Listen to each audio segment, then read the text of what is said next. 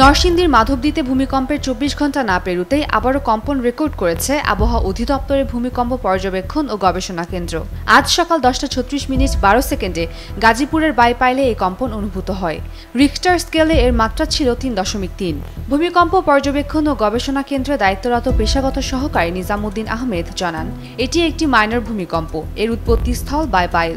বাংলাদেশের একমাত্র smart city Bashundhara এখন আরো নিরাপদ, আধুনিকতায় আরো এক ধাপ এগিয়ে।